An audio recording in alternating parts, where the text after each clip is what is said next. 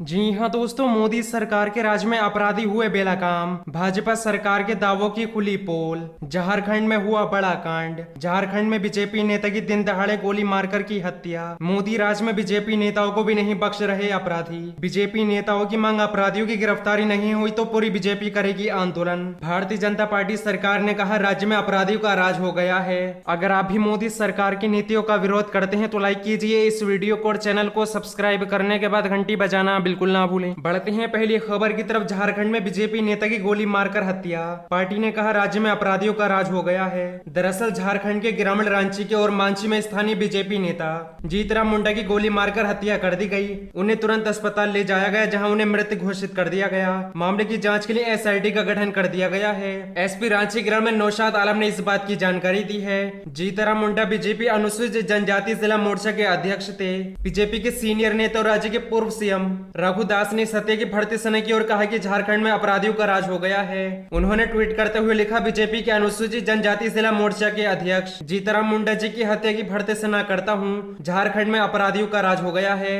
राज्य में अराजकता की स्थिति उत्पन्न हो गई है। सरकार के मंत्री विधायक अधिकारी तुष्टिकरण की राजनीति में लगे हुए हैं। बाकी जनता की किसी को परवाह नहीं है। वहीं प्रतिपक्ष बाबूलाल मरांडी ने चेतावनी देते हुए कहा कि पुलिस अधिकारियों को बिना देरी किए गिरफ्तारी करे, नहीं तो बीजेपी व्यापक आंदोलन करेगी। उन्होंने ट्वीट करते हुए कहा, झारखंड में अब कानून व्यवस्था नाम की कोई चीज नहीं बची है। बीजेपी झारखंड के एसटी मोर्चा के रांची जिला अध्यक्ष जीतराम मुंडा की और मांझी में शरेआम हत्या से प्रशासनिक अकड़मणीयता का अंदाजा लगाया जा सकता है। पुलिस दोषियों को अविलंब गिरफ्तार करे, अन्यथा बीजेपी व्यापक आंदोलन करेगी। केंद्रीय मंत्री अर्जुन मुंडा ने कहा, रांची जिला ग्रामीण जीतराम मुंडा की और मांझी में गोली मारकर हत्या पूरी तरह प्रशासनिक विफलता का परिणाम है। जीतराम जी को पहले से ही जानलेवा हमले की आशंका थी। उन पर पहले भी हमला हो चुका था। इसकी सूचना पूरे प्रशासनिक अमले को थी। उन्होंने लाइसेंस के लिए भी आवेदन दिया, लेकिन प्रशासन ने ना तो उन्हें सुरक्षा उपलब्ध कराई और ना ही आर्म्स लाइसेंस दिया। मुख्यमंत्री हेमंत सोरेन इस मामले की जांच कराएं, इस मामले में हुई प्रशासनिक चूक को सार्वजनिक करें। बढ़ते हैं अगली खबर की तरफ। कांग्रेस के मुख्य प्रवक्ता रणदीप सिंह सुरजेवाला का केंद्र की मोदी सरकार पर हमला।